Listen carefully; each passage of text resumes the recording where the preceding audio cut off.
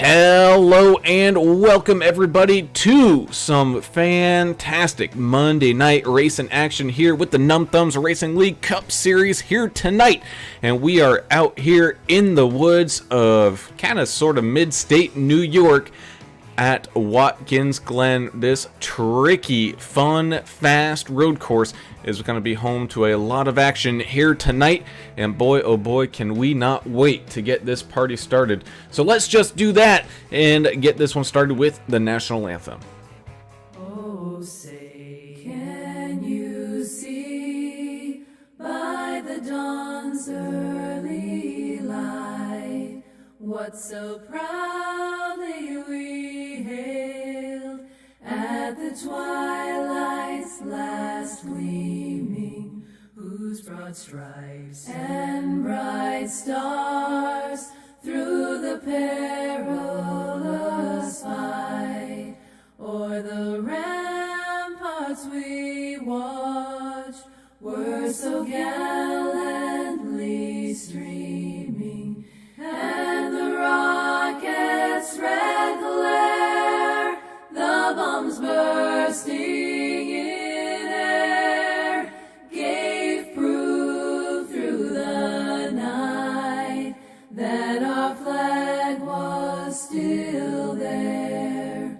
Oh, say does that star-spangled banner yet wave o'er the land of the free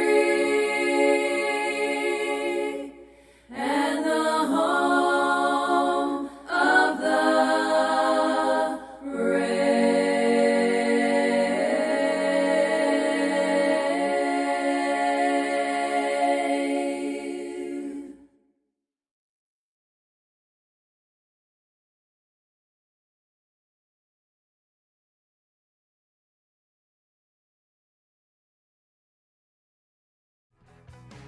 And welcome back.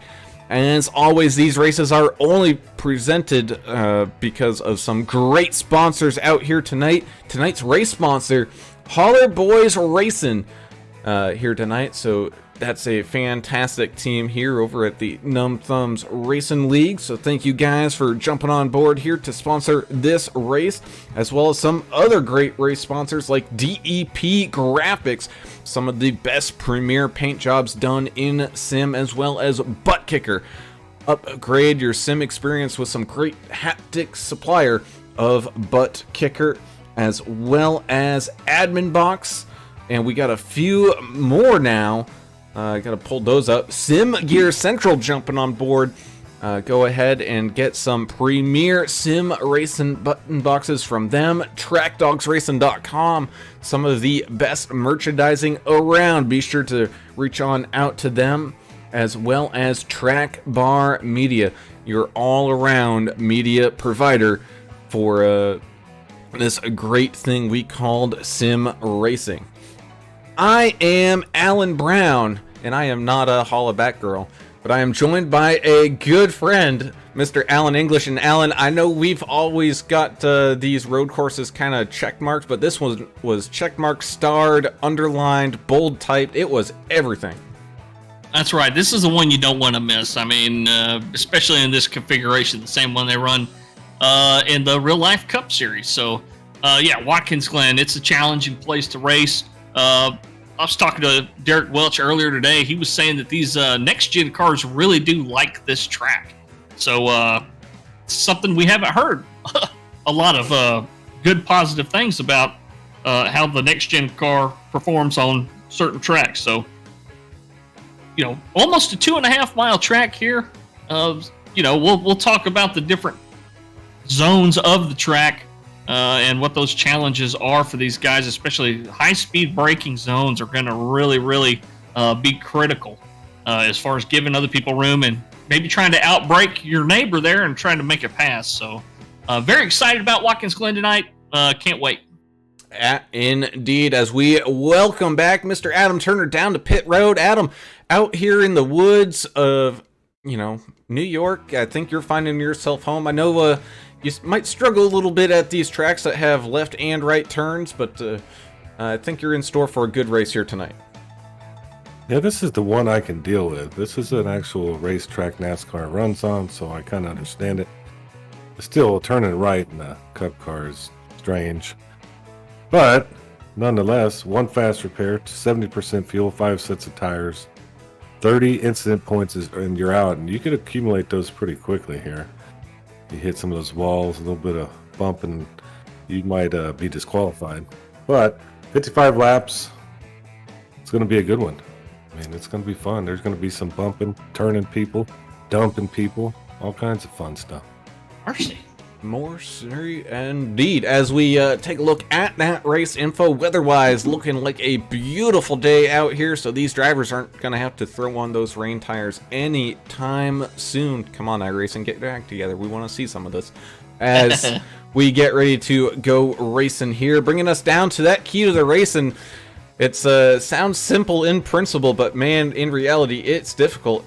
You gotta be perfect. We've seen this time and time again as these kind of stock cars go racing at these road courses. Man, just slipping a tire off onto the grass here, a little too hard of a break there, and you can find yourself in some pretty dangerous situations quickly. Yeah, it comes down to practice. We're gonna know who practiced and who didn't. Yeah, you're going to have to be focused the entire time you're racing here. It's really mentally taxing to be at a track like this because every single corner is different. And then you just got to start worrying about tire wear and backing up your braking points and your lifting points. And it's going to be an adjustment. So it's the never-ending adjustment that goes on while you're racing a course like this. But the guys that are good are going to have a good rhythm here, and they're going to be hitting their marks. So, and I'll say one other thing too. You know, you talk about catching a piece of the grass here, a piece of the grass there, scraping the guardrail here. That, like you were saying about the incident points, they will add up in a hurry if you're cutting that same corner. You know, every time you go around through the bus stop, you know, or anywhere else you'd see a small corner cut. So you really got to watch it and watch that contact with the barriers. Yeah, I mean, you make a good point about the car is constantly changing on you. The track right now, I think we're 116 degrees on the track. That's going to change. And there's how many turns we have here? 11 or something, unlike your normal 4. So that's 11 chances to make a mistake. And you can make some pretty big ones on these tracks if you hadn't put the practice in. That indeed, as these drivers head on out to put some laps down in qualifying. It's a good thing this one's a longer qualifying session, even though the lap times, you know, are hanging around that 1 minute 10, 1 minute 15 kind of area. They're still going to be taking up a lot of time. Let me make sure I have things selected here, as we got Double O Joe Bennett. He's not used to racing in the sunshine up here in New York. He's throwing the sunglasses on here tonight. Probably a good call for Double O Joe.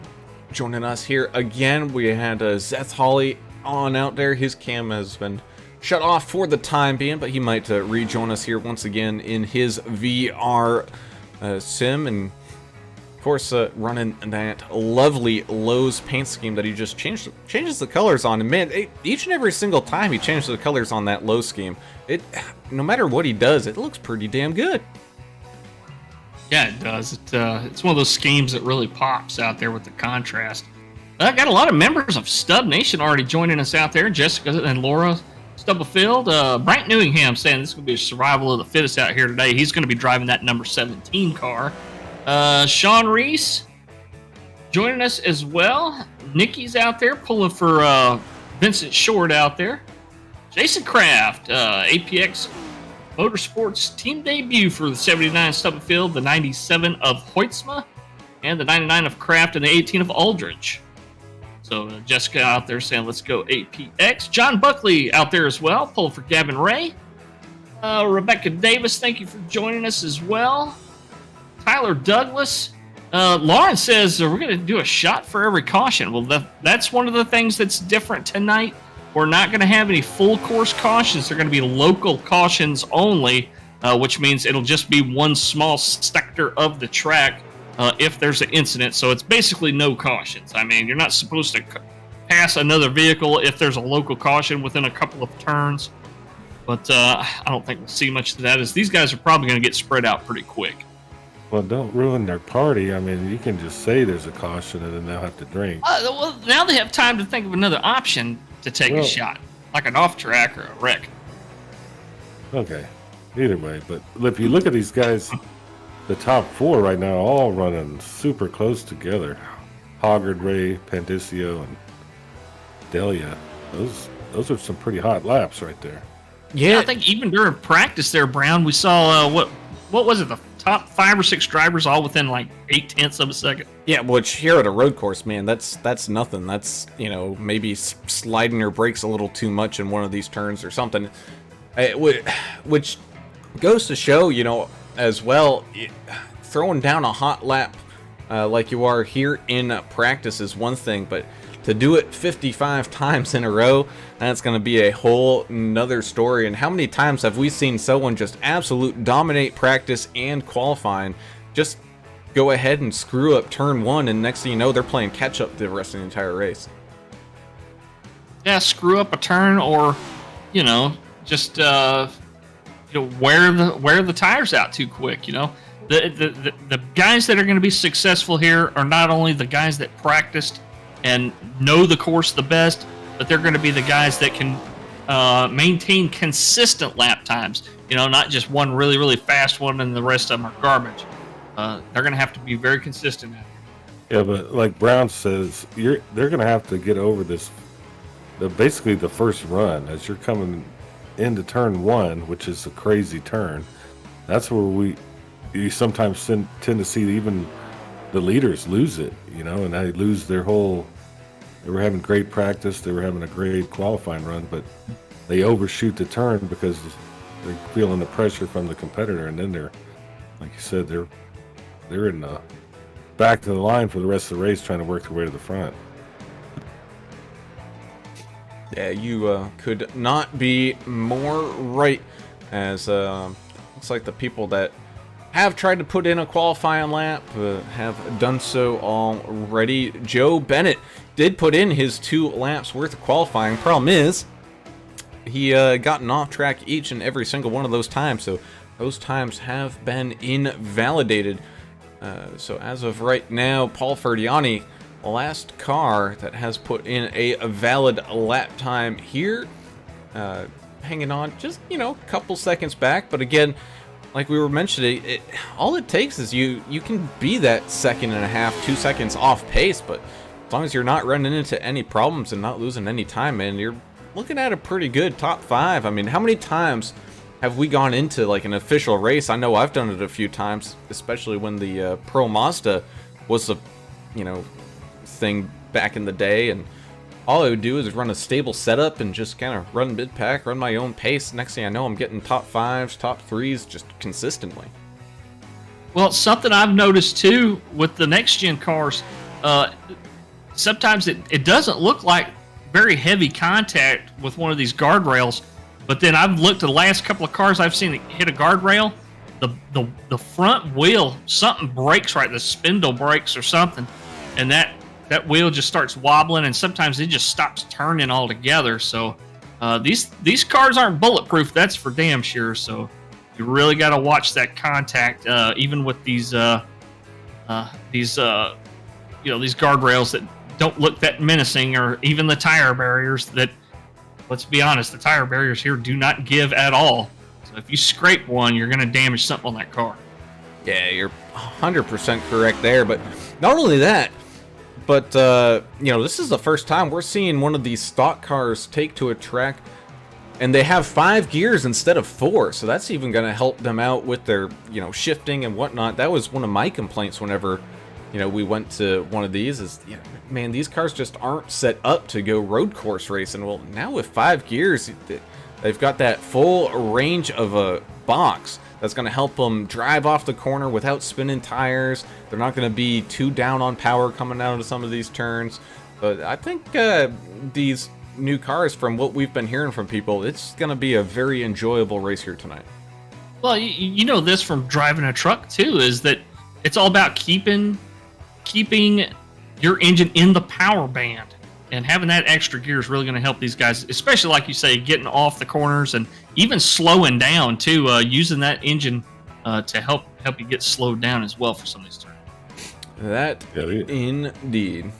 Oh, here we go. Looks like they're gridding up. Yep, gridding up. We're going to have a full pace lap here to get things off and running. So let's go ahead and do tonight's grid rundown for this Numb Thumbs Racing League Cup Series race presented by Holler Boys Racing here at Watkins Glen. That's starting us off with Joe Hoggard winning that pole position here tonight. Gavin Ray closely right there behind him. He's going to start side by side. You got the 663 of Ryan Pandisio, one of these guys that we consistently see up in the top 3 at the ends of these things. Well, he's starting up there here tonight in third with the 43, Kevin Delia. Looking pretty good here as well, starting in fourth. You got the 48 of Seth Holly starting in fifth, with the 15 of Vince Short starting in sixth. The 1 of Derek Welsh will start here in seventh, with the 9 of Tommy Welch starting in 8th. 9th, we're going to have the Gambling Man, the 33, Paul Ferdiani, with the 18 of newcomer Peyton Aldridge coming in that final top 10 spot. A gambler. I like it for Paul. Mark Collins in the 23 will be starting in 11th. 12th will be his teammate, the 55 of Tom Barish. Chris Muth Jr. in the 3 machine will be starting in 13th, and 14th will be 00 Joe Bennett. 15th will be the 44 of Dana Shepard. 79 of Tim Stubblefield in 16th place. 17th will be Jason Kraft in the 99. David Hoitzma in the 97 will be starting in 18th, and rounding out your field, the 17 of Brian Newingham. So a little smaller field here tonight, but you know what? That is okay, as it looks like both Mark Collins and Tom Barish not taking to the grid here tonight. Wonder if they have a... Looks like at least Tom Barish is going to start here in the pits. Might be a carryover penalty from something else or whatnot. But as the pace car starts to roll on off, these guys are going to follow around in the cup layout here at Watkins Glen. We've seen the boot layout before in other leagues, and that causes a whole other issue. But you know what? Everyone likes to go around Das Boot every once in a while.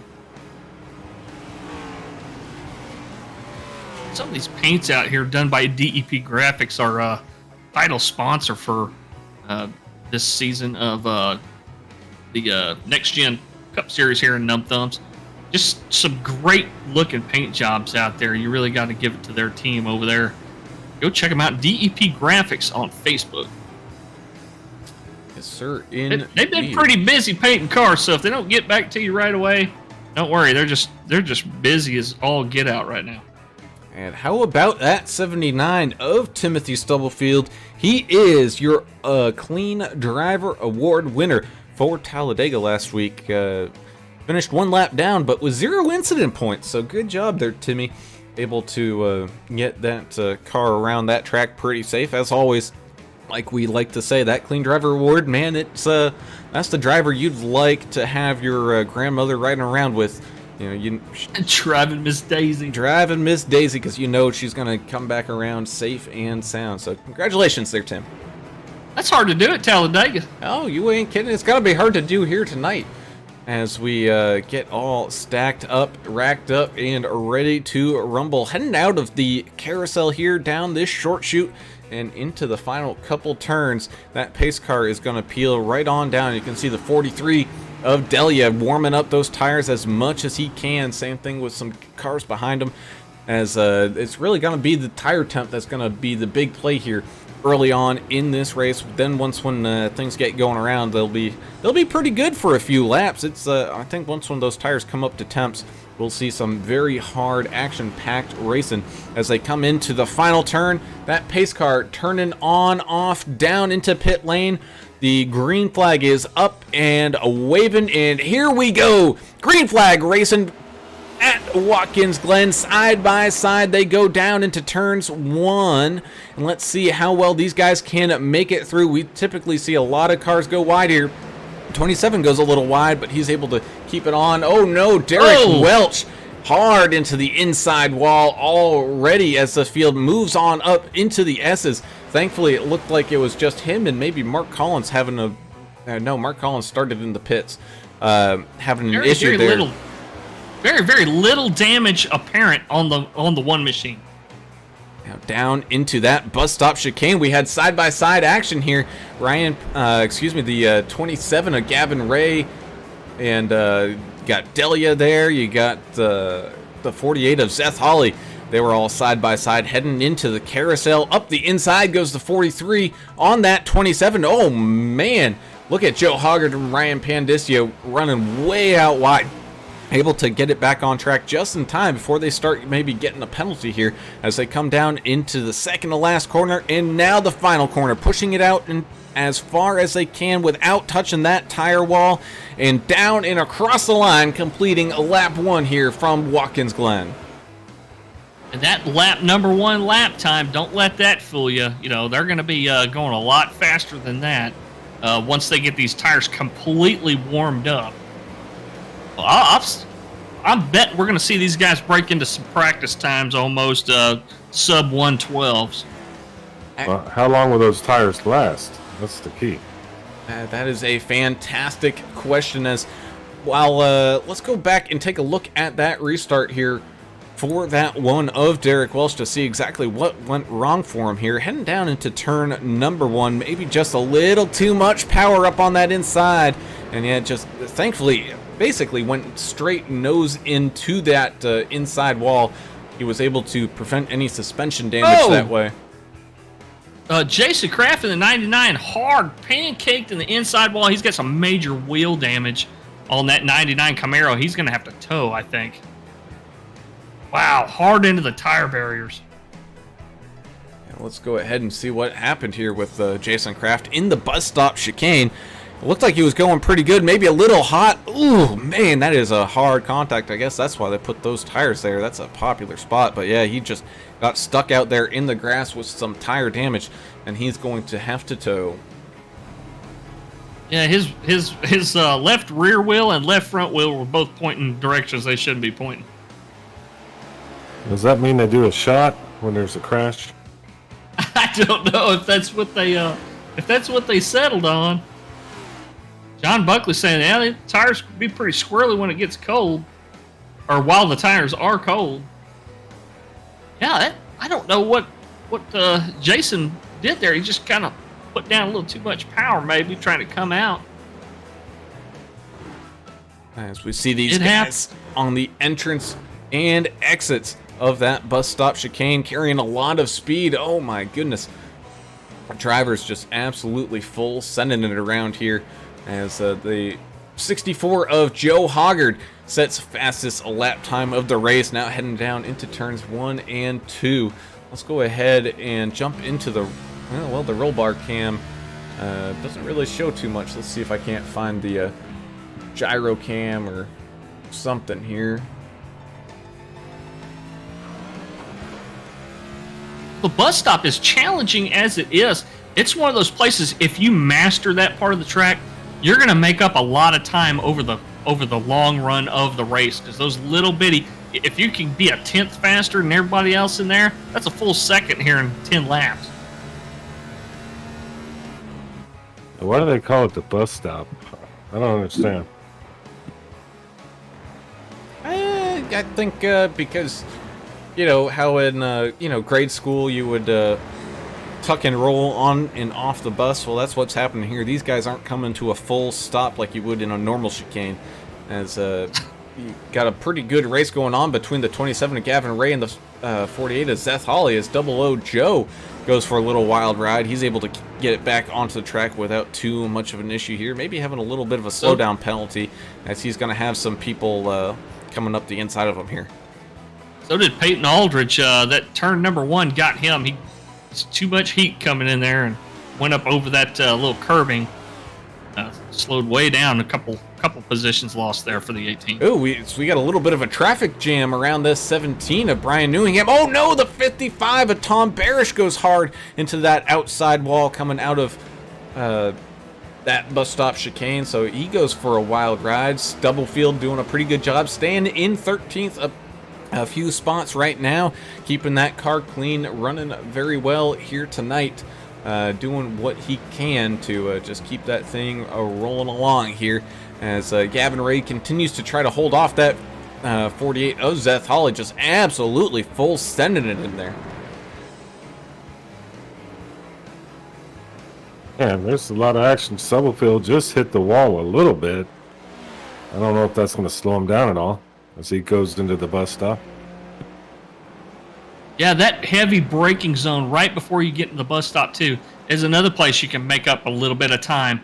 The better, more efficient you are at braking and slowing that thing down right before you make that first turn into the bus stop area, better you are at that, the more time you're going to clip off your lap times.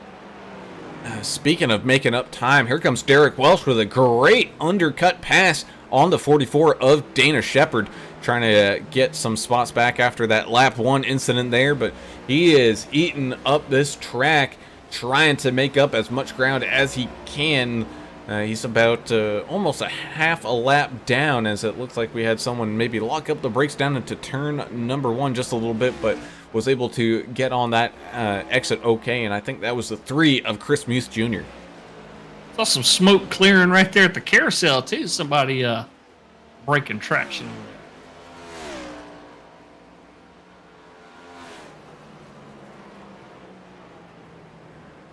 There's some great racing going on around here tonight, as that 97 of Dave Hoytsma is riding around behind Timothy Stubblefield right now, trying to chase him down, get the pass done at some point. Looks like Peyton Aldridge coming on down into pit lane, maybe a little too much damage to continue on going. Tom Barish remains in the pits here as he tries to get some of that damage all fixed on up, but of course we still have that 64 of Joe Hoggard, just absolutely putting on a domination performance here right now. He's got a 2.5 second lead over Ryan Pandisio, but we still got a lot of time left here on lap number 7 out of 55.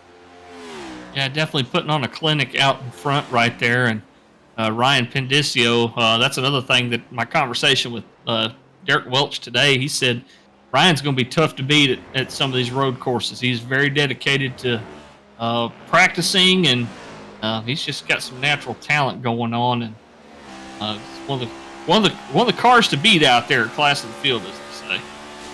Stubblefield and Double O Joe now have a battle, as Double O Joe went off track just a touch in turn 1, and looks like Stubblefield's trying to catch him right here and coming into the bus stop. And you can use that draft on that back straightaway pretty good. I know these cars like to suck up a little bit there on that, and you can make up a good chunk of time. The problem is you just got to watch out, because you're going to be carrying a little bit more speed into that bus stop than you normally would. So you might have to get on the brakes just a little bit harder and a little bit earlier.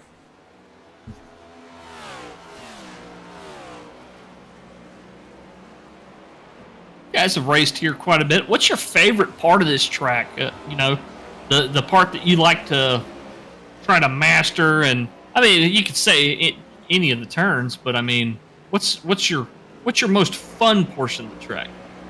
Oh man, my favorite is sending it on down into turn number 1 there, as we saw the 33 Paul Ferradiani just overcook it just a little bit, lock those brakes on up. That's going to allow the 1 of Welch to gather up another position as he tries to hunt down that 3 of Chris Muth Jr. right now.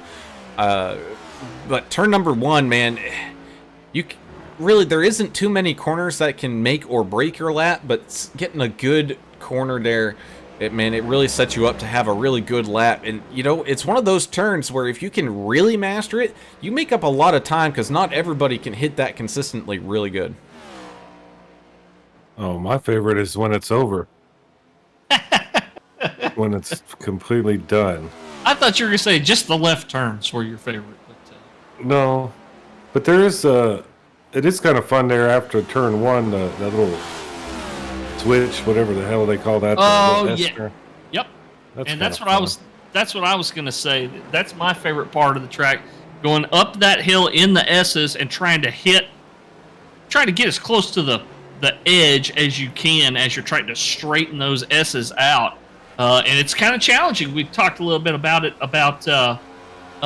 you know, when your suspension unloads at the top of some of these hills, you know, you got to be careful with your steering inputs and how much throttle you're putting down because it's pretty easy to spin it around.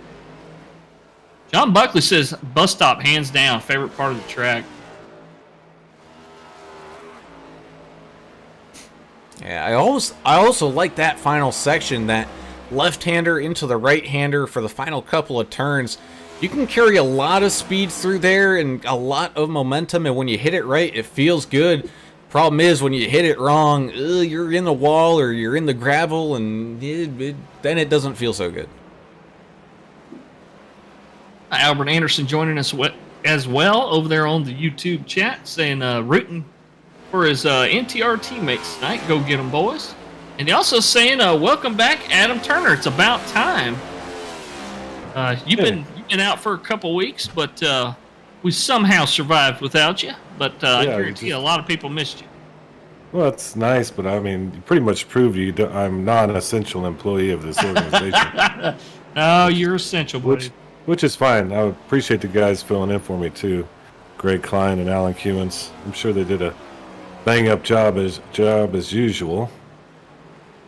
So, looks like Stubblefield's going to make a pass on Double O Joe. He really went wide there in turn one. That he did. They're going to be side by side, almost coming up into the S's, and there goes 79. Which, Lauren, calm down.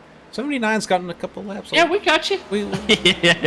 This is where the action is here around Timmy right now. That's right. He's got that Double O Joe, the 97, and Dave Hoytsma all around him. So this is a pretty good race going on for a top 12 spot right now, which is being held by that 79 of Stubbs as he goes into the bus stop chicane. Double O Joe coming in a little hot. He's able to save it. That's going to check up Dave Hoytsma a little bit here. Let's see if Dave now has an opportunity to try to get around Joe here, as Tim's going to be able to get a little bit of breathing room now. Now, when do you get that 1X penalty for going too far off the track? Is it when the halfway point of the car crosses the out of bounds marker? A lot of time you can hang two tires in the grass and not get a 1X off track penalty. Yeah, that's correct. Most of these track limits, you can kind of see there on this back straightaway where that white line is on that outside. As long as that imagine a line cutting the car straight in half, as long as that line doesn't cross over that white line, you should not get a 1X. But there's also some special corners here, like turn one, and then coming out of the back section of this track and kind of back to home here. There's another corner that gives a lot of room for runoff. They're kind of giving that a little bit of a safety zone, but you do have to get back onto track before you get to the end of it, because you will receive a penalty if you're a little too slow doing so. 3 wide coming up to turn one, and then quickly went 2 wide as they went into turn one there. Kraft was there. Pandisio was trying there you go, Pandisio, yeah. Yeah, he was trying to cut through the traffic here. That's pretty cool. Yes, sir. And they're going to be side by side as they come to the bus stop here. We got the cars laps down, cars lead lap. So this is one of the aspects that we like to see here, as slicing and dicing their way on up through that field. I couldn't quite see who that was. I think that was Kevin Delia having a good battle there, trying to cut through some of this lap traffic. This is kind of what we would see on a endurance race here. Some lap traffic coming into play. You got to time these corners just right to make these moves. Gavin Ray getting around the 99 of Kraft as he's trying to reel in the 23. Mark Collins up there in that childhood cancer awareness machine. They go onto the front stretch where that's another place where that little bit of draft you can get can really help you reel in that car in front of you.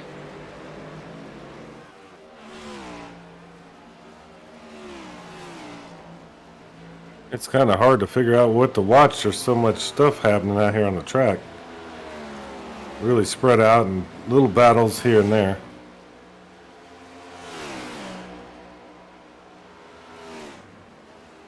That indeed, as the 27 of Ray still catching on up to that 23. Mark Collins almost side by side as they come out of that bus stop chicane. He's going to shoot it back up the inside of that 23 machine, trying to take that position away here in the carousel. It looks like he will do that. But slicing and dicing racing going on as Peyton Aldridge coming back down around into the pit lane here again. As Tom Barish is still sitting there in the pits. I wonder if he might have unchecked that fast repair button, and he's going to be there for a little bit. Yeah, John Buckley saying they're running super clean right now. And it's great to see. Another part of the track I really like is the carousel. You know, when you're coming out of that big looping right-hander and getting power down early and just sliding that car all the way to the curbing on the left to try to really get a jump on the other drivers that are around you, pushing that thing as hard as you can and getting that car to slide all the way to the left, using up all the racetrack. That's a lot of fun, too. I really enjoy that. Yes, indeed, as Joe Hoggard maintains that 2.5 second lead over that 663 of Panic at the Disco. Ryan Pandisio running really wide coming out of that carousel. He's got to be careful with those. Because I got a feeling those 1Xs, if he continues to go out that far, are going to really start to add up. We know good buddy Greg Klein over there, who does a lot of that road course racing. That bus stop at Daytona gets him a lot of times, and man, you don't realize it, but you know, after 15 laps, you could have 15X, and you know, he could be running extremely clean and extremely quick. But here, where they do have that incident limit in play, you might want to be a little careful with it. Yeah, the 97 of Dave Hoytsma going into turn one right there on that last pass. Turn one, locked that right front up pretty hard in front of Joe Bennett, but still able to stay up in front of him, at least for now. They're getting closer, though. Joe looks like he's getting closer to him. Yeah, he got a little bit of a better exit than Hoytsma did coming out of the carousel, but it looks like, out of the bus stop, but it looks like Hoytsma got maybe a little better runoff out of the carousel here, so he's going to gain a little bit of that position back here, heading down into the penultimate corner, turn number 6, and on down into the final corner, turn number 7. And these guys are running about the same pace, so that's going to be a battle here to watch. Battle inside this top 15 between Double O Joe and that 97 to Hoytsma. It's good that they put that runoff area after turn 5, the carousel turn. I don't know if y'all remember here a few years ago, I think it was Ryan Newman hit that metal railing, and when it was a little bit closer to the racing surface, and he just destroyed a race car. It's a wonder that he's walked away from some of the stuff he's been involved in. That Watkins Glen wreck here, I don't know, how long ago was that? 10 it had to have been 10 years ago. Yeah, he's like Evel Knievel. Yeah. Survived a bunch of them, and that's a testament to the technology they put in these cars. But does iRacing simulate flat spotting of the tires? That's a question I wonder. Not quite yet. Soon, though. I have a feeling. Soon. Oh, no! Oh, the 9! The 9 of Tommy Welch trying to stay in front of that other Welch, Derek. Not quite able to do so. Making a mistake in a place where we normally don't see too many mistakes, heading up into those S's. Able to, for the most part, keep it off the wall. A little bit of some scrape action going on there, but that's going to allow that one to slide right on through and continue to make up ground here. He's now back up to where he at least started, but he's also got 11 seconds now to make up on that 15 of Vince Short. Yeah, he bounced it off that wall pretty good, but luckily didn't hit the other Welch. If they're doing shots every time somebody smacks the wall, we're going to have some happy folks out there in YouTube land. I hope so. See, Hoytsma's... See, he likes to enter the bus stop like I do, where it's almost like you're going to smack the end of that guardrail when you're entering. I love to get as close as I can to that guardrail to help me make that first left-hand turn. Oh, and here comes... It sets you up. Here comes Double O Joe, though. He got a very aggressive there in that carousel, putting 2 tires on that inside of the curbing. That's just going to aid the car to turn around. Oh, as he cooks it maybe a little too far into that final turn, avoiding that outside wall. He's going to lose that time that he had built back on up to Dave. But man, oh man, Double O Joe, he is going after that 97 machine with all he's got. That's a long way from being over with right there. As the 15 of Vincent Short gets a courteous car to let him around right there on the short chute. Yeah, this battle right here between the 00 and the 97 looks like the place to be right now.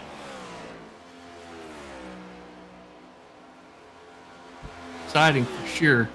As Joe Bennett's already starting to close that gap back up again. Yeah, Hoytsma having a bit of a poor turn one there that allowed 00 to catch on up, but 00 having a poor bus stop. Oh no! I think this is due to the 64 Joe Hoggard coming on through to put these guys a lap down, being a little courteous here, just letting the leader right on through without any issues.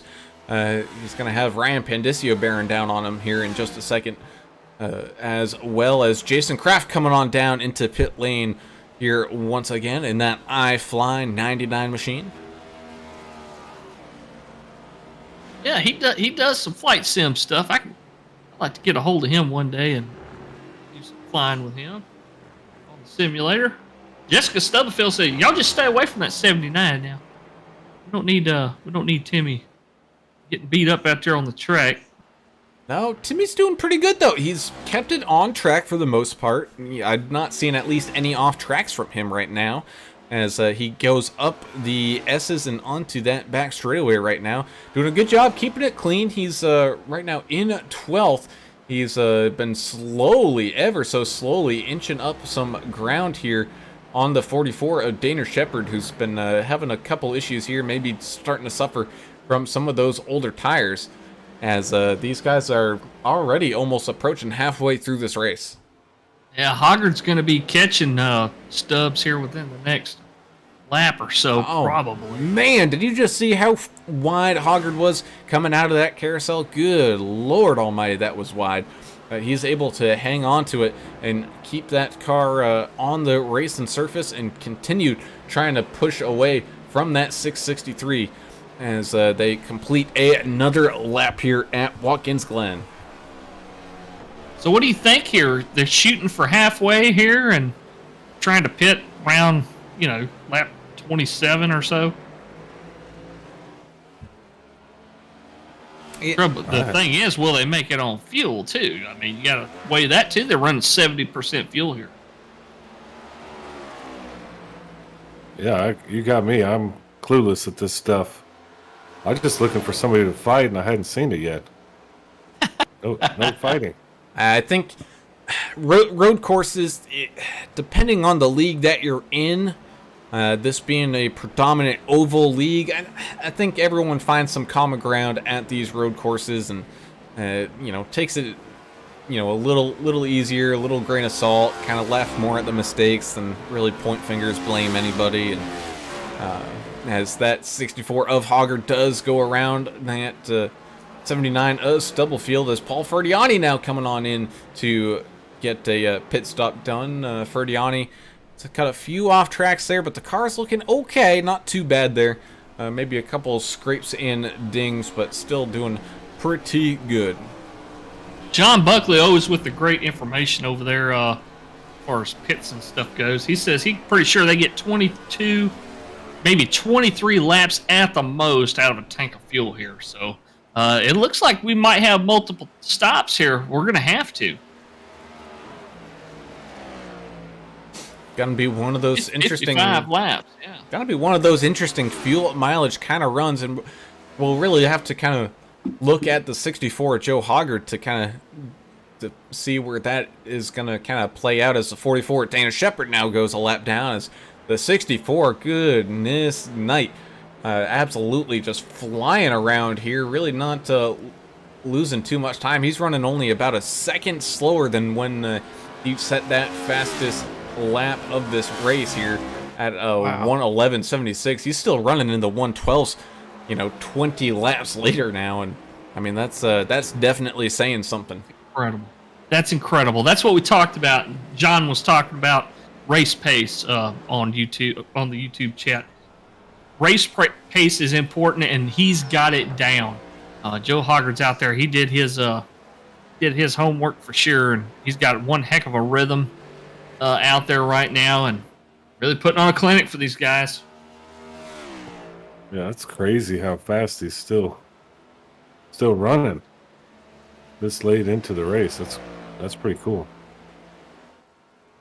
Well, it's something, when I've raced here before, I did a lot of short shifting because I was running slower lap times anyway. So I said, well, why not short shift a lot of these corners? And I saved a ton of fuel over a run. I mean, a ton. Where I think there was a race or two in there when we were running with another league where I saved a whole pit stop, just out there just short shifting and, getting into a higher gear sooner. It really, really did help me out a lot. As the 48 of Seth Holly joins us here once again on the face cam. As you can see there, him in his VR setup. I'm sure he's gonna have some eyebrow sweating going on here as Panic at the Disco Ryan coming on down into pit lane, followed by Kevin Delia not too far behind. So we're gonna really start to see these leaders really now come on down into the pits lanes. And you know what? This is gonna give that 64 of Joe Hoggard even more breathing room. If he can put in a good lap here, he's just gonna gain a little bit more time. He'd already held a 6.5, almost 7-second lead over Ryan here as we're approaching that halfway point. John Buckley called it. He hit the nail right on the head and said lap 22, lap 23 at the latest for a lot of these guys. A great call there. He said the final pit stop's going to be a lot of fun because you're going to have cold tires and you're going to have a lot of marbles out there on the track. Shredded off of these tires from the first long stints of the race here. So. Buckley knows pretty much everything. He's pretty damn intelligent on this kind of stuff. Jessica Stubblefield said the road courses always seem to last longer to me.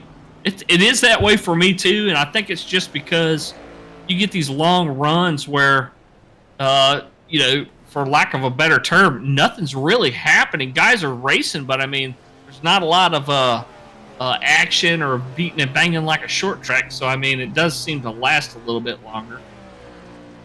And sweet. Yeah, and everybody's spread out. It's kind of hard to sometimes tell what's going on.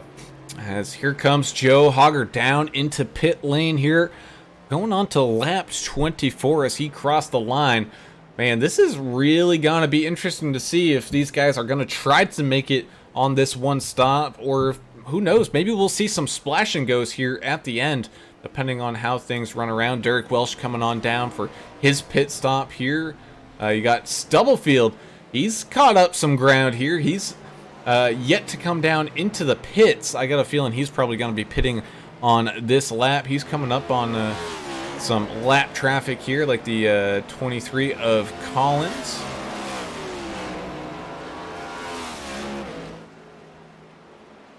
Oh, excuse me, I think that's the 33 of Ferdiani, but like I said, that 79 machine not in pit lane just yet. Same thing with the 44, Dana Shepard hasn't come on down. Same thing with the 97 of Dave Hoytsma. They haven't come on down quite yet. So here comes that 79 of Stubblefield into the pits, trying to last as long as he could. Same thing with that 97 of Hoytsma. Dana Shepard, though, still running around there pretty good and strong. He might be one of those guys that realizes the fuel situation here and might be playing the long game, not just the kind of long game per the run. But here comes that one of Derek Welsh out of the pits right behind him. And this is going to be a race coming up. These S's with Welch on that cold set of tires. Yeah, Gotsy, he came out right with the 44 coming out of turn 1 right there. And looks like the 44 is going to lift a lot earlier coming into the bus stop. Derek Welch able to make that pass. Yeah, that's some interesting stuff when they're coming out of the pits, green flag style. It can make for some other exciting stuff out there, which we saw there with Welch. How tiring is it to just... Can you imagine doing this in a VR setup? This seems like it'd be tough. Oh man, as right in front of Dana Shepard, you can see that one of Derek Welch. Maybe still the tires not quite up to temp as 44 does peel off down into pit lane here. Going way wide there in turn number 6, coming out of that short chute.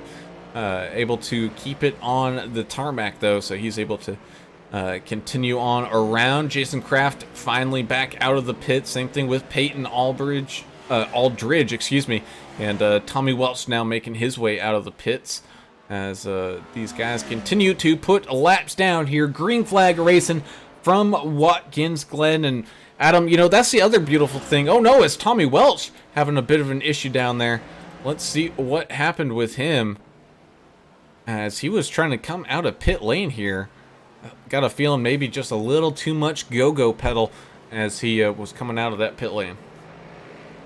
You got a feathered a little coming out of there. No, he just stopped right there and towed it right back onto the pit. So Mark Collins maybe having a little bit of an issue down there as we got Joe Hoggard out in front by just over 2.5 seconds now, trying to put the 3 of Chris Muth Jr. lap down, which he does.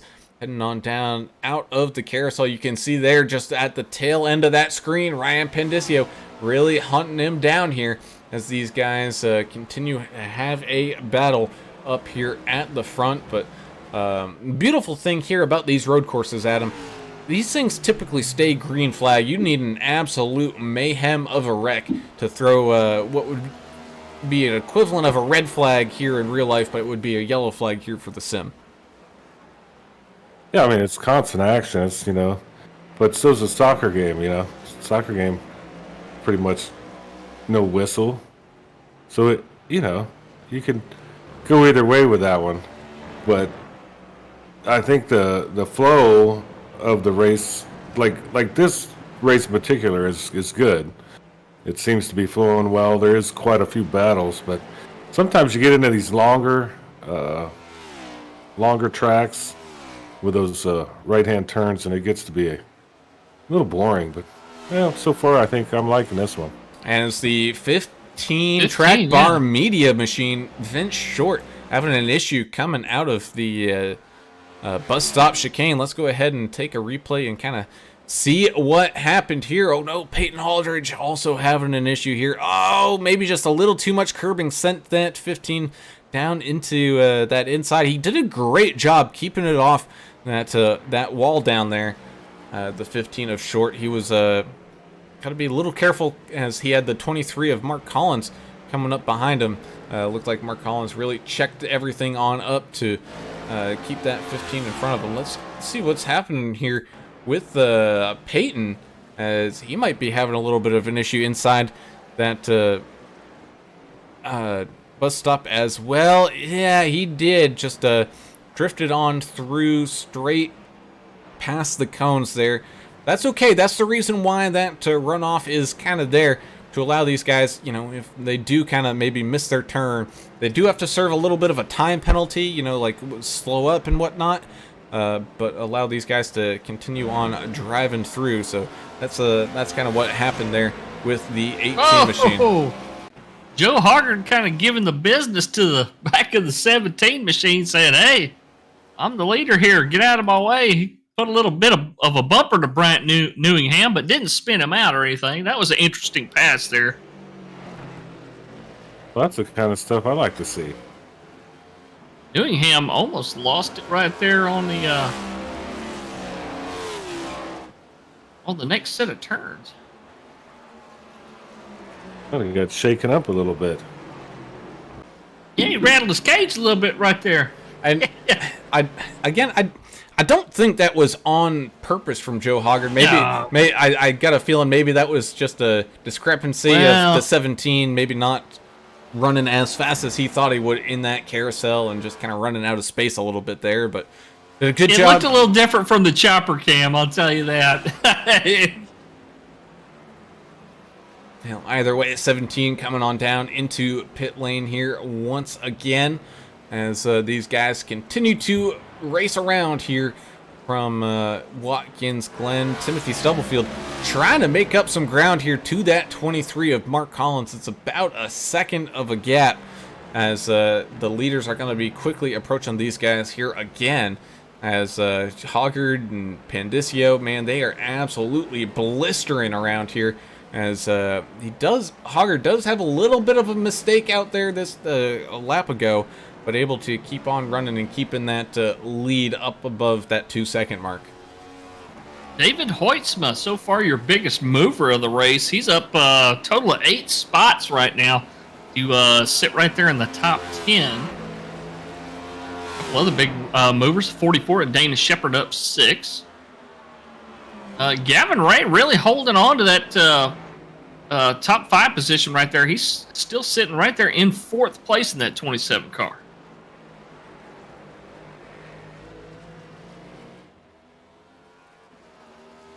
I don't know what you guys think, but this next gen car is kind of starting to grow on me. I like the way it sounds. I like the extra gear in the transmission as the 17 and the 64 in close proximity once again. That was crazy. Same part of the track too right there. It was actually coming into the carousel there. Well, that might have slowed him down a little bit for the 663 Pandisio. I was exactly right. Exactly right. Yeah, it looks like he's within probably 12, 15 car lengths now. That gap is now down to 1.5 seconds, so Joe Hoggard looking out that rear view mirror can just see that yellow and black and other neon color car coming up behind them here as they make their way down through turn number 1 and into those S's of turns 2, 3, and 4 up to that back straightaway. I got a feeling Ryan is just begging to maybe sniff a little bit of draft on any of these straightaways to help aid in trying to catch on up here. He's still maybe a smidge too far back for that to happen, but definitely trying to allow as much of that possibility as he can, as here comes Stubblefield up onto the back bumper of that 23 of Collins. Oh, there's a... Oh, 43's wrecking out. That's the 43. Kevin Delia. He was having such a smooth race. I don't know what happened there. Right there in the S's, I believe, wasn't it? No, in the bus stop. Oh, he got into contact here. And that was the 17 of Newingham involved in that one as well. Let's go ahead and go to our sponsored, not sponsored chopper camera to see exactly what happened here. Heading into the bus stop, the 17 ran a little slow, trying to cut it back up to the inside as the 43 was looking to make a move, sending that 43 over into the tires. Soft hit there for the 43 machine, but he's going to lose that position to the 27 of Gavin Ray, and he's now going to try to make up a second here. That right there is why I don't like getting out here racing with guys at a road course like that. I'd be the guy that caused something like that. I'm just the guy trying to stay out of the way most of the time. It's hard to when they're moving so much faster than you. Man, Paul Ferdiani just having a tough time here in the carousel, still kind of off track. As I think he sees all the traffic coming up behind him, is going to let everybody on by before trying to rejoin this thing. But, oh man, he's trying to rejoin, but the dang car won't let him. Oh, I got a feeling he's got some suspension damage on that right-hand side, and it's just keeping him dead turned to the right. Yeah, that's the thing with next gen cars, they're not made particularly well underneath from what I've been watching in real life. So let's see what initialized this. Oh, he went hard into the outside tires coming out of the bus stop. Definitely messing up that suspension. You can kind of see it there on that. It's actually the left side suspension that's jacked on up. But it's just keeping him dead on, turned to the right, and he's not able to get that thing back turned around to rejoin the track. He is going to end up towing to the pit. So rough night here for that 33 machine. Hate to see the gambler lose like that. As gotta swallow his pride and get towed. I hate getting towed because that just, it seems like it wastes so much time. The 27's dealing with the 3 machine right now, and here comes the 43 of Delia. Talk about a great time to catch those guys right there. With the 3, not purposely, running blocker, but there's really not much you can do if you catch up to someone in that bus stop. And Delia just timing it perfectly to get the run through the carousel to get underneath that 3 machine. Caught right back on up to that 27 of Gavin Ray, and here we go. We got a fight for this final podium spot. Yeah, these guys are going to pit here in about, Adam? About 11 laps. And then they're going to have, after they pit, they're going to have about 11 more to the end. Yeah, they got a little bit to go here. I think this will be a real fun battle to watch as we're waiting for the next round of pit stops. Up through the S's, nose to tail they go. Delia, drifting out just a little too wide, trying to carry a little too much speed. He's able to keep it off the wall, though, hard onto that inside curbing in the bus stop, getting a big run out of the bus stop into the carousel. He catches right back on up to that rear bumper of the 27. Both cars struggling with the back end, trying to step out of them there. The 43 getting a little loose there coming out of the carousel, not able to really take advantage of all the speed that he could have kept going off the left side there. What you got, Adam? I'm sorry. I just enjoyed how he went into the bus stop like he didn't care. He just threw it in there. Yeah, bounced right over that curb. Jason Kraft side by side with Ryan Pandisio in the 663. They go down the back stretch. And they were able to figure that one out before getting into that bus stop chicane. Here it comes. Here it comes. Delia.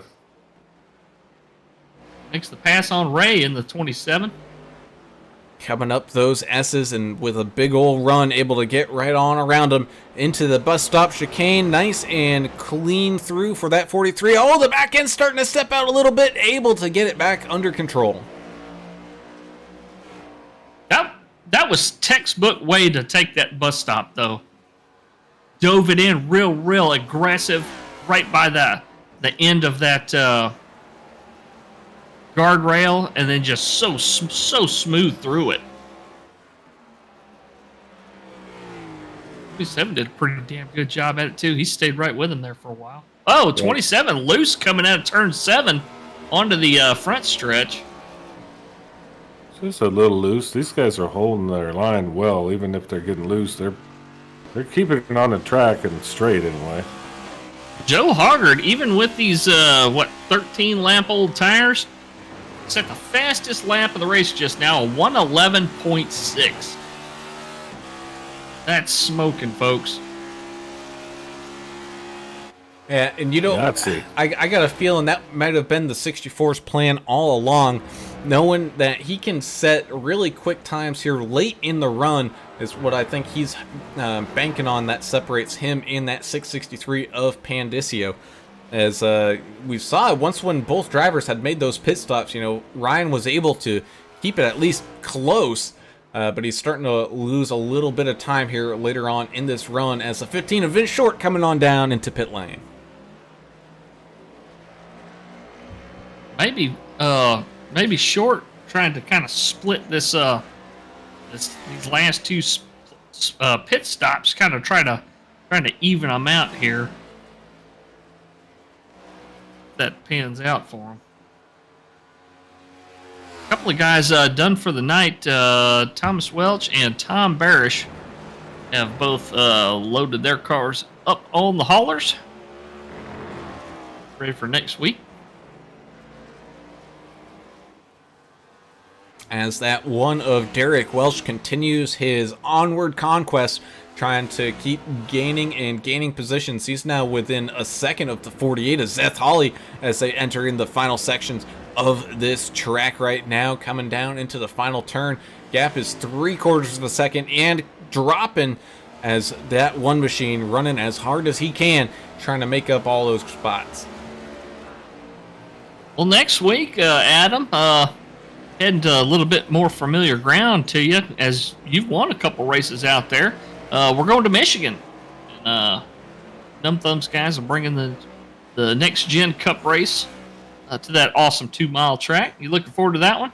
I think he's already on the plane. Oh, did he step away? He's already on the plane trying to fly out there, I think. And so, oh, my bad. I missed it out. We got 18 laps left to go here. Kevin Delia as well. He's still dealing with that 27 of Gavin Ray. The one of Derek Welsh, man, he's just struggling trying to put consistent laps down here to stay on that 48 of Seth Holly as they enter the carousel here. But man, look at Joe Hoggard just absolutely blistering here once again. Another new fastest lap, an 11:27. Good night. Golly, it's getting faster and faster. That's almost as fast as his best practice lap. 1:11:25. Oh, as he wheels on the brakes, he's going to come on down into pit lane early here, a lot earlier than when we thought he would. He's going to give up the lead to Ryan Pandisio right now. I think maybe that 64 machine, he's realizing that he might be using up those tires a little too much. Going to come down early, make sure he's got enough here for the end, and just going to keep on running it. Well, once he gets back out there, he'll be putting about 15 laps or so on this last set. So don't look at him to let up. He's going to be pushing that thing just as hard as he has been. But this is also now kind of given that 663. Oh, as Peyton Aldridge having another issue out there. Let's kind of see what happened with him, as he had an issue, I think, coming up into the S's. Let's kind of see here. Out wide in turn 1 there and into turn number 2, having a big issue. He's just going to keep it out wide and end up jumping to the pits. But back to my point with that 663, you know, he can now see whether or not Hoggard took, fuel only. Oh. 33 smashed into the wall coming onto the front stretch. Sorry, bud. Oh, that's okay. Thankfully, he does have the pit road there, and you can see there's suspension damage once again for that 33 machine, able to drive it right on down into pit lane. Let's go ahead and kind of take a look back to see what happened there in that final turn. Oh, man, just too much heat. Oh, great damage model there for a second until Sim kind of fixed itself. You can see little bits and pieces kind of hanging off the car, but able to keep it controlled enough to get down into pit lane. But the 663 was able to see whether or not Hoggard took fuel only or took tires, and he can do the opposite if need be here.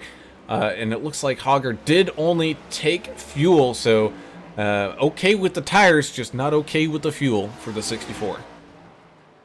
I'm really surprised. I thought he may try to throw 4 fresh ones on there.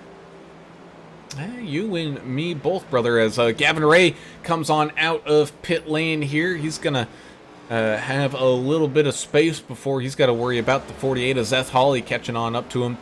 Derek Welsh has maybe burnt up those tires from driving hard, trying to catch on up to that 48, drifting on back by about 2.5 seconds now. Having some heck of a time, but the 663 leads laps here from Watkins Glen, all brought to you because of some great race sponsors like, let me make sure everything's up here, the Holler Boys Racing Team here, the 120 at the Glen. So thank you, Holler Boys, for coming on board to have a fantastic road course night here with the Numb Thumbs Racing League Cup Series, as well as ButtKicker, DEPGraphics, Davidson Builders, AdminBoxx. We also got, let's see, I gotta pull up the secondary thing. We got Track Bar Media coming on board. Let me see why I can't, You got too many sponsors, man.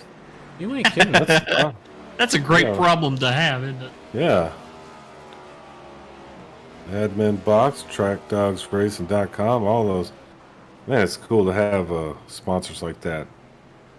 Ryan Pandisio is in. Let's see if he follows the Joe Hoggard philosophy here at fuel only. It's not showing up right, but we also have SimGearCentral, Track Dogs Racing, and Track Bar Media all jumping on board, as well as that 663 comes on down into pit lane. Joe Hoggard, man, absolutely made up the time and then some. He's now got a 9 or so second gap over Ryan Pandisio, but Kevin Delia in the 43 machine is now going to start to lead some laps. And he didn't take tires, we're saying. Hoggard did not? No, Hoggard did No, he had not. a 6-second pit stop. Ryan Pandisio with a 10-second stop. I don't think you could get 4 tires in that amount of time, so it may have been fuel only. He just took a little more. Don't know. 17 in the carousel there, kind of moving up out of the way, letting the 663 around.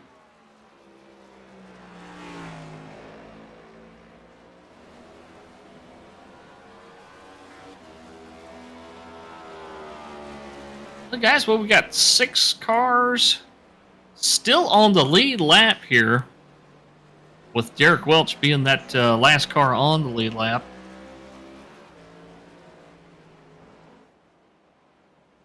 Few cars racing each other here. That'd be the 3, the 15, the 44, the 97, and the 00, all 1 lap down.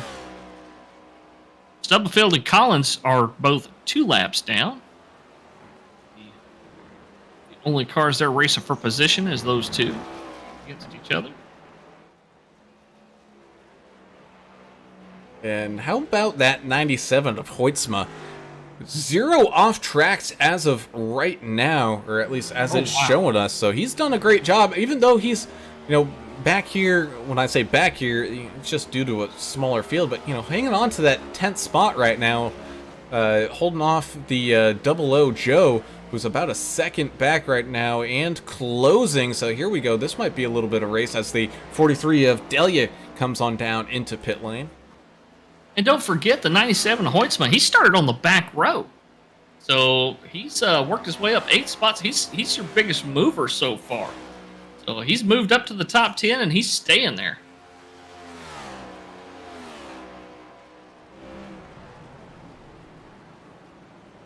I think if you can get in the top 10 here, that's some kind of feat.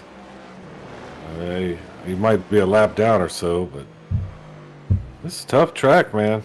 A lot of good guys racing out front. Especially when it's hot, right? I mean, it's hard to get the power down and get good grip. It's still 107 degrees track temp, but it has cooled down some. Yeah, definitely can't be helping these guys.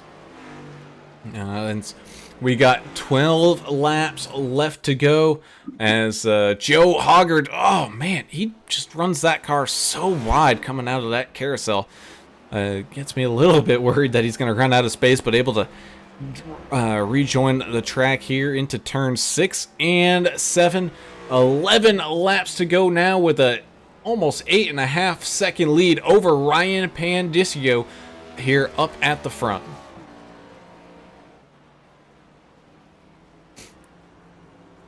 And don't forget, folks, we are going to pick a fan of the race tonight to enter you into that drawing. End of the season, they're going to be drawn for a pretty awesome mechanical light-up RGB keyboard.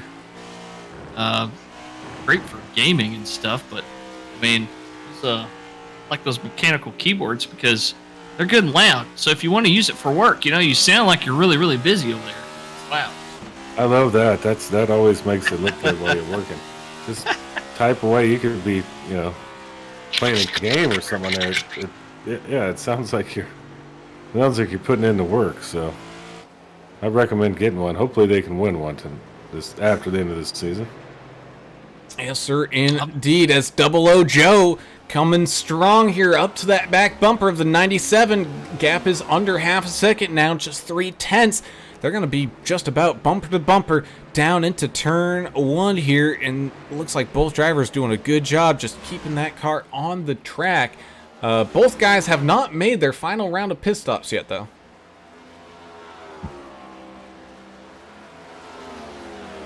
We'll see how long they wait out there. Yeah, it should be shortly.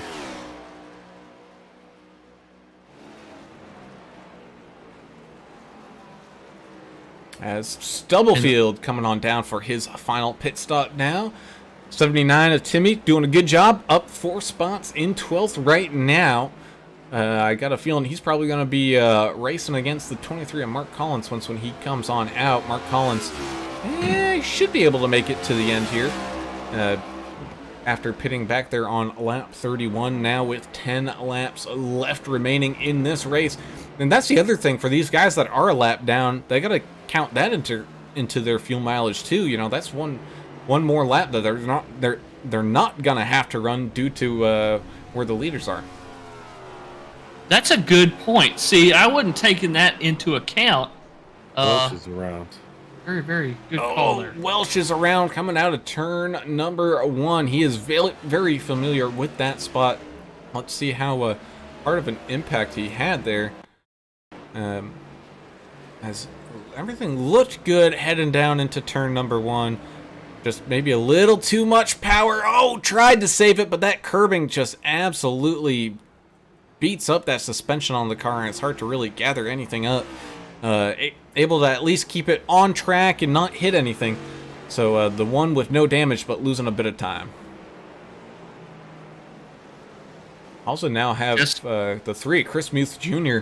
catching on up to the 15 of Vince Short here. Chris not coming down into the pits quite yet either. Go ahead. I was just saying, Jessica Stubblefield says, I love the sound of a good mechanical keyboard. I do too. This is my first one I've had that's actually a mechanical keyboard. Just the lot more satisfying button presses and stuff on it, I guess you could say. I don't really know how to. Like a typewriter, Yeah, it's old school. Feels more like a typewriter. A lot of people probably never even used one of those, but.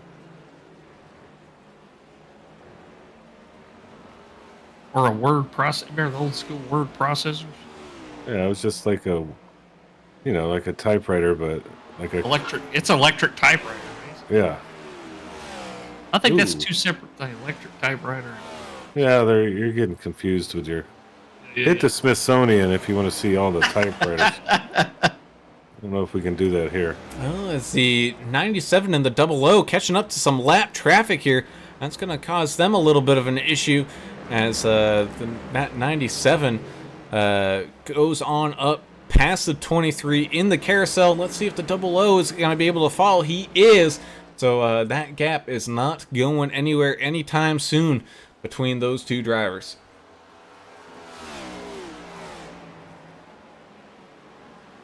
Well, maybe 00 joking. Turn him at the end of this thing and we could see a good fight.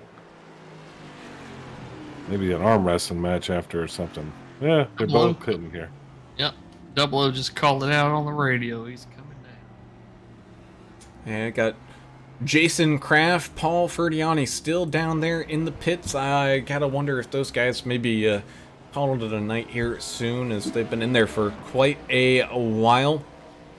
Maybe running out of those fast repairs. I know Ferdiani having an issue here tonight. maybe using up a chunk of those, as we're now 7 laps left remain. Hoggard out in front of Ryan Pandisio by about 6.5 seconds, but Pandisio is definitely starting to eat away at it.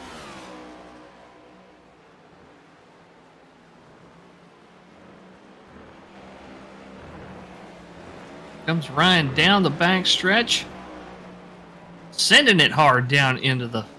It's a thing of beauty watching these guys that are good at it take this bus stop and just do a beautiful job, smooth job of just going through there like butter, man. Yeah, I could never hit it the same every time, you know. It's very difficult to do. Takes a lot of practice, a lot of hours behind the wheel. Joe Bennett on YouTube, pulling for the Joe Bennett on the track out there, saying, let's go number 00. John Buckley still out there pulling for Gavin Ray in that 27.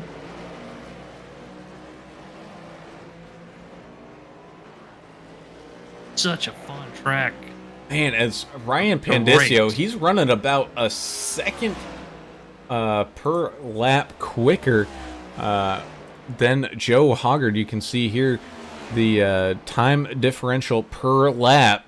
So he is definitely eating up a good chunk of that time. It's those curbs in that bus stop, man, those are not friendly. You can see these cars bounce all around. So that gap is now down to under 5.5 seconds. Does Ryan have enough in the tank? Does he have enough laps? Does he have enough of everything to really try to rein in that 64 machine who's been dominant here this evening? He needs to make a second a lap on him. I don't think it's going to happen. I think Joe Hoggard's just out there kind of trying to take care of what little tire tread he's got left. I think he's just out there managing the gap right now, as they say. He's watching the relative scoring time there and looking at the difference, and he's just managing the gap, I think. I don't see a situation where Ryan's going to catch him unless Hoggard makes a mistake and turns that 64. I could be wrong. It's happened many, many times. No, not you. You've never been wrong. Oh, yeah.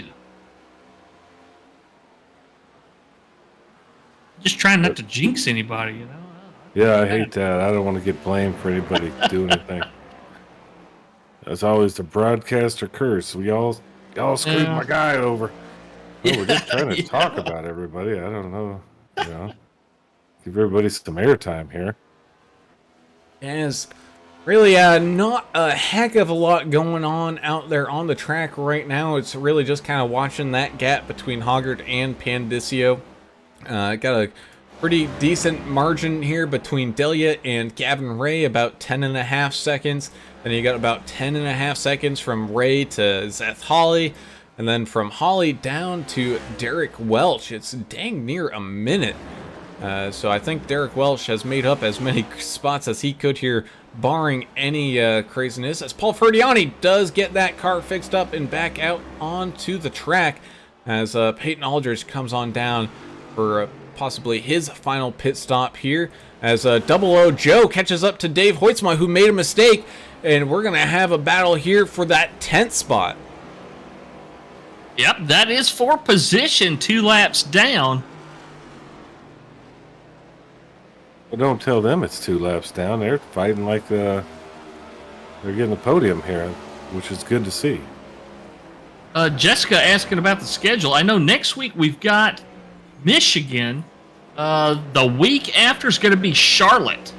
So Michigan and Charlotte on the schedule, and then it's really going to change up. We're going to LA Coliseum, which that's going to be nuts, and then Rockingham and Darlington and Auto Club. That'll take us to 2/3 of the way through the season. LA Coliseum. Are they going to do that in a Legends car? How's that going to work? Oh man, I don't know, but that's going to be agonizing. It's going to be a crazy race. Huh. That thing is what? It's just over a quarter mile, isn't it? It's a football field. I don't know. Yeah. Maybe they'll break it up and do something. I don't know. Do heats or something. That would be cool. Yeah. Well, you can say the same thing about Bristol now, because didn't they hold a football game down there? Yeah, but Bristol's high banked. It's twice as long. Yeah. Yeah, what he said. I don't know. I couldn't watch when they had the LA Coliseum race on TV. I just quit watching it. But these guys are pretty clean racers now. They might be able to get out there and make it real interesting. Might see some bumping and running and stuff, Adam. That might be fun to watch. Maybe a lot of hatred and anger. If we're lucky, huh? Yeah. Well, here we go with 3 laps left now remaining. Shortly going to be 2 laps here in a minute. You got Hoytsma and Bennett, man. These two are just not getting away from each other here as they send it on down through the carousel. Every once in a while, Joe Bennett, man, he can just sniff that 97's exhaust and be right on up there, and then just that 97 picking up a little bit of a better turn as we now have 2 laps left to go. Joe Hoggard out in front by about 6 seconds now. Paul Ferdiani going off track here once again. He's going to allow that one machine to head on back and through as Hoytsma still trying to hold off that 00 machine.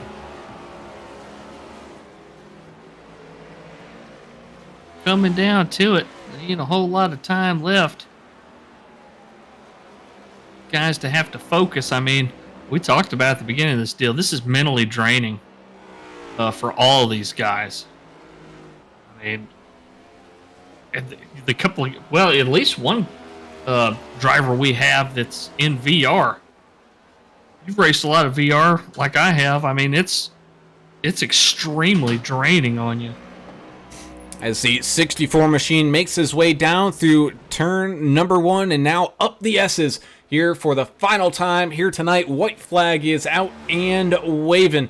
He's got a comfortable margin, 5.5 seconds back onto where Ryan Pandisio is sitting, but another solid run from that 663 machines finishing up here on the podium, assuming no shenanigans happens as that race between the 97 and the 00 continues to heat back on up. We'll cut to them here in just a minute. Coming through the carousel for the final time now, the 64 Joe Hoggard down onto the short chute, having absolutely nobody in sight. Down into turn number 6, the penultimate corner, and now down into the final corner, just a few hundred yards away from picking up the win here tonight as Jason Kraft jumps to the pits. But here we go, down and across the line, 64 machine picks up the win as 00 Joe finds his way around that 97 as they were coming up through the S's here on this final lap. Congrats to the 663 for finishing second there. He scraped the wall coming out of turn 7. What you got there, Adam? No, Hoytsma hit the grass turn 1 and lost pretty much everything. I don't know what happened. It wasn't something you typically see, but it gave that spot to 00 Joe Bennett. He's still within breathing distance here as they set it down into the short chute. Who's going to run hard? Who's going to maybe just try to keep it safe as Dave Hoytsma trying to get as much of a run as he can here, entering the final turn. Now, this is a battle for that top 10 spot. Gap is now, oh no, as the 97 just drifts out of the final corner, scrapes the outside wall. So 00 Joe Bennett is going to be able to walk home in the top 10. 63 with a little congratulatory bumping on the back of the 64. Good to see these guys. It's such great sportsmanship in this league, and they really got the great formula. They're doing it right for sure.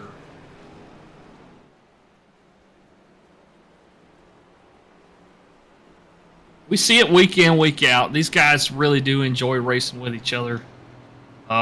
Pretty evenly matched. This is one of the most competitive leagues I think that we've partnered with doing broadcasting, and they never disappoint, man. What a race we saw tonight. Yeah, they had 5 or 6 guys that could have won this thing. Just kind of depended on how it went, other than I mean, Hoggard was kind of the class of the field, but everybody else right there behind him, really, really good runs on a track like this. This is not easy. We also want to thank all of our fans for joining us tonight over on YouTube. You guys have been great as usual with all the awesome comments and everything. All the folks that came out to support their drivers and stuff. And Helen Crottinger. Sorry if I'm butchering your name there, Helen, but you are the fan of the race for tonight here at Watkins Glen. You'll be entered into that drawing to maybe win that keyboard here at the end of the season. So congrats, Helen. Thank you so much for joining us. And all you guys out there on the YouTube chat, we appreciate all the support we get from y'all every week. That indeed, as we allow the podium finishers to take their picture and then join us up here in that podium chat. Man, that was a solid race, and I think you're right there. As we're getting better and better knowledge of these new next gen Cup cars here. This, what is it, 7th, 8th, 12th gen, whatever they're on now. I think they're doing a good job kind of redeveloping these things, trying to get things all right with those cars. Yeah, well, these guys are at least learning how they operate, and I think it's paying big dividends for them.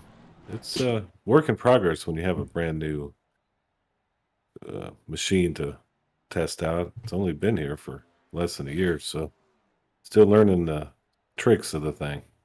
Indeed. Let's get these interviews underway, starting with tonight's third place finisher, and that's going to be Kevin Delia in the 43 machine with a solid third place finish. Had a great race out there with Gavin Ray, and we kind of knew from the get-go, Kevin, this was going to be just a run of who could remain calm and patient out there and just smooth, and it looks like you were able to do that here tonight. This is definitely one of the races where I kind of underlined like I wanted to do. Recently, I've had some shoulder issues, and I just had surgery on it. So this is my first race back, and I had a good race. I'm pretty happy with myself.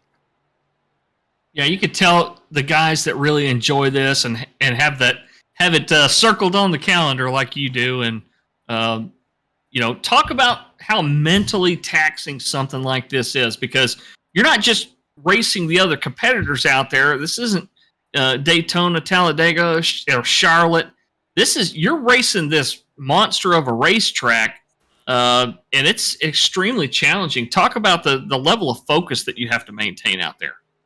I mean, you just got to be, I hate to say perfect, but you're searching for that perfect lap every lap. You're not really passing anybody. You're forcing mistakes. You're not going door to door too often. Had a great race with Gavin. That was a blast. But most of the time on these road courses, you're not really going door to door like you would see in an oval or something like that. Well, how's the shoulder holding up after all that? That seems like a long night to be testing out a new shoulder. It wasn't bad. Right turns weren't an issue. The three left-handers at this track were a little tight. It's just going to the left, it's a little sore, and I just had to take a little extra care going through those corners, braked a little harder, and worked out fine. Awesome, man. Well, either way, on the podium here tonight, congratulations. Before we let you go, Kevin, got any shout-outs? I want to thank DEP Racing. Thank my two teammates, Ryan and Joe, for 1 and 2, or 1, 2, 3 for all three of us. It's a pretty good night for DEP, and want to thank Numb Thumbs Gaming, and thank you guys for putting this on. Awesome, man. Well, we appreciate it, and good job on the finish, and wish you the best of luck here the rest of the season. Thank you, guys. And now, moving on up, a man who is no stranger to the broadcast booth. That's going to be the 663 of Ryan Pandisio. Man, Ryan, it seemed like you were giving Joe as much as you could, just not quite enough here, but a solid second place finish here tonight. Yeah, Joe was really quick. That was about all I could get at the end there. Well, talk about that last pit stop that you made, because we know that Joe only took fuel. When we saw you go in there, his pit time, I think, was a six seconds and change, and you stayed in the pits for about 10 seconds. Was that just a big fuel load that you took that cost you that extra 4 seconds, or were you getting some damage fixed? I think Joe took 3 or so less gallons than I did, and I also didn't realize that I had a shorter stop than the full fuel. So I think that cost me that bit of time. Yeah, that 4 seconds would have sure come in handy there as you closed in on him. You really had a good shot at catching him there, it looked like at the end, but he was just too far out in front. Yeah, I think he was backing off, and then at the end he kind of saw me coming and evened it out a bit. Well, regardless, hey, can't go wrong with the second place here. This is a tough track. Great job tonight. Are you looking forward to Michigan next week? It's kind of a little different than what we're at right now.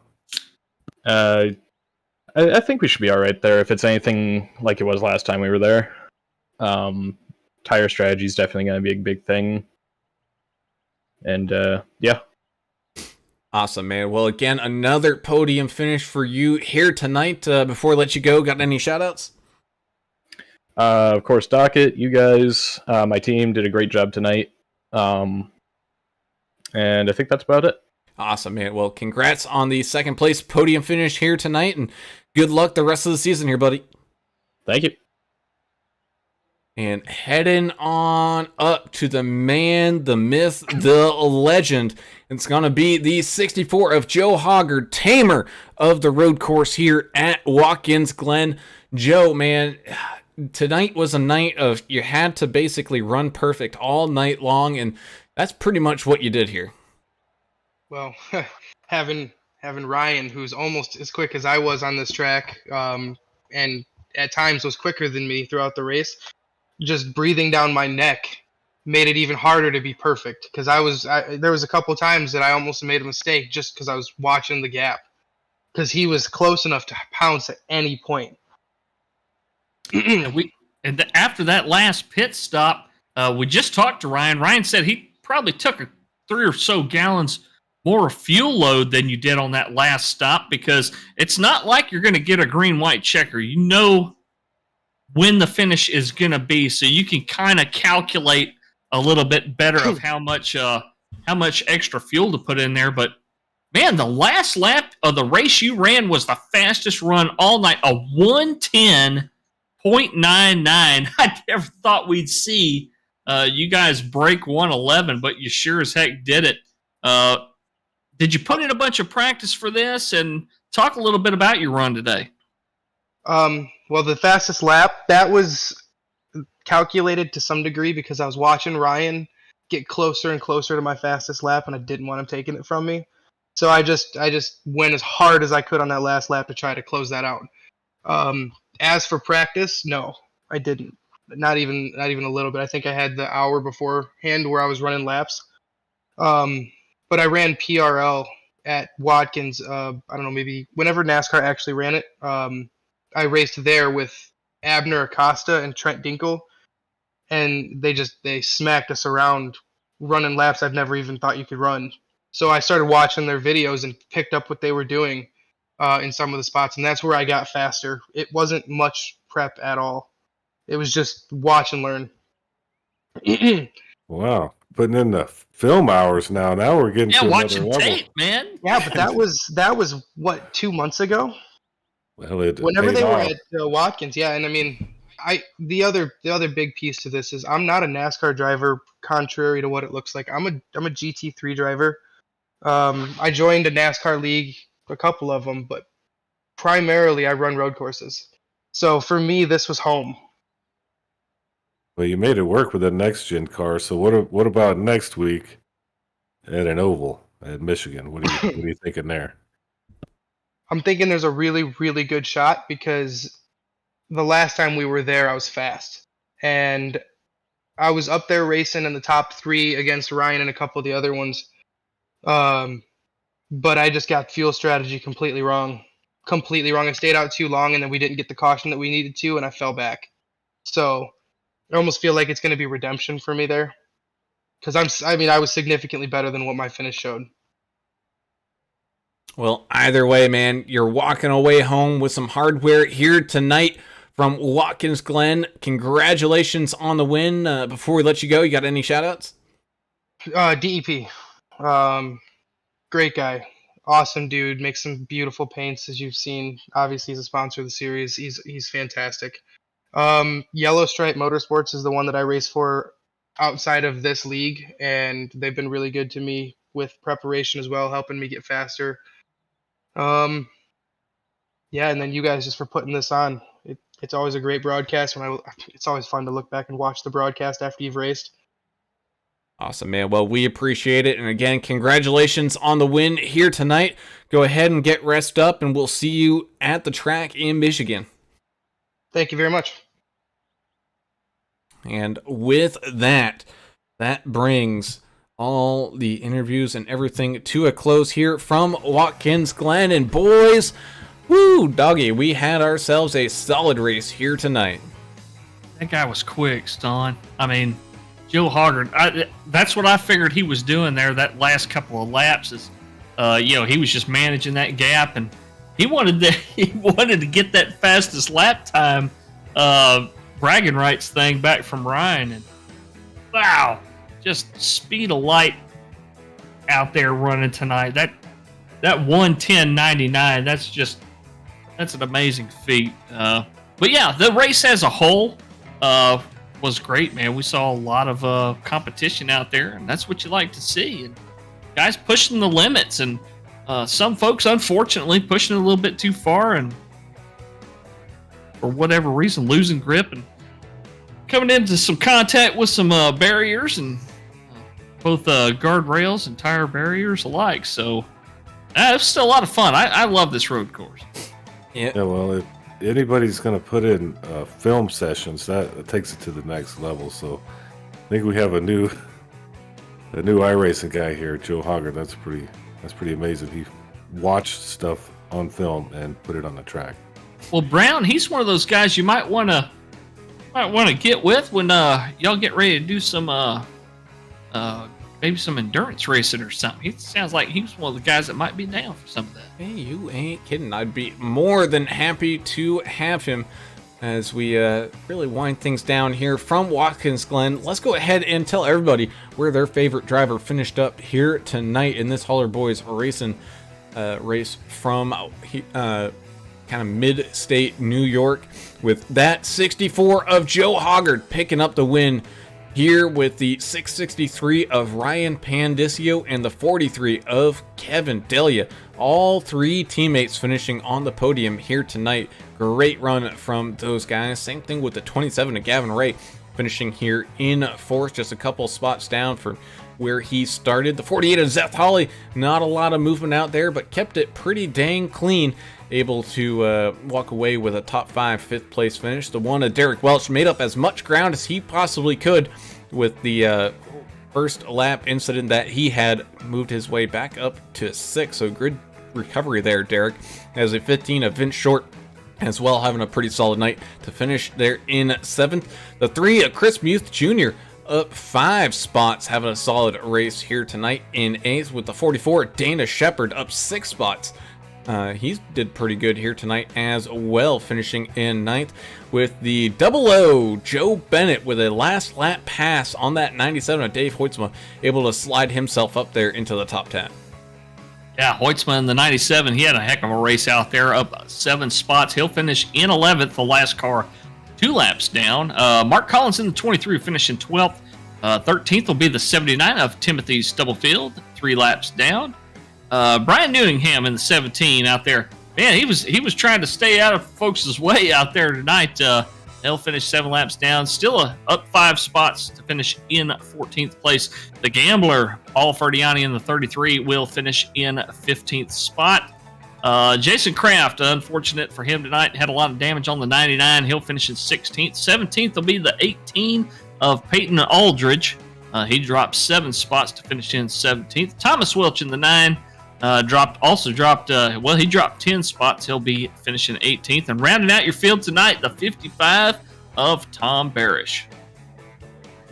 And that rounds out your field here tonight from Watkins, Glen. As always, we got to say thank you for joining us here tonight. It looks like, to answer your question there, he ended up going offline, Tim Stubblefield. Otherwise, we would most definitely interview him here tonight.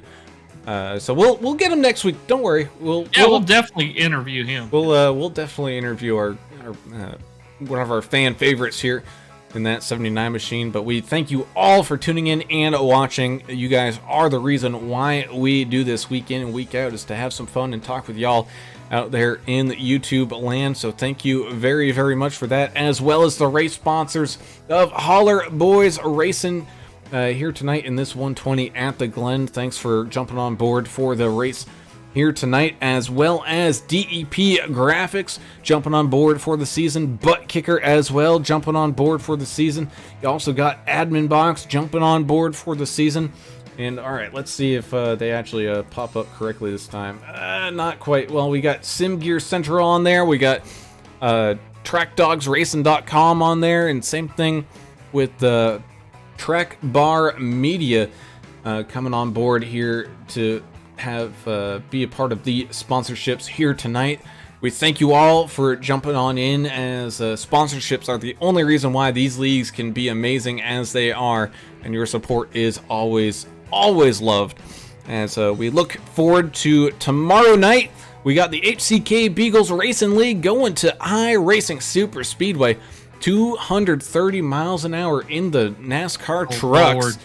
in a giant wad of traffic, 30 plus trucks showing up each and every single night. Boy, oh boy, is that one gonna be a wild ride. And then we have the season opener of the Vigilante Racing League coming up from Daytona on Wednesday night. So a lot of racing action yet to be had here this week. Do not miss a second of it. Be sure to subscribe and ring that notification bell to be alerted every single time that we do go live. But until tomorrow night, I'm Alan Brown for Alan English and Adam Turner. We're signing off. We gone. See ya.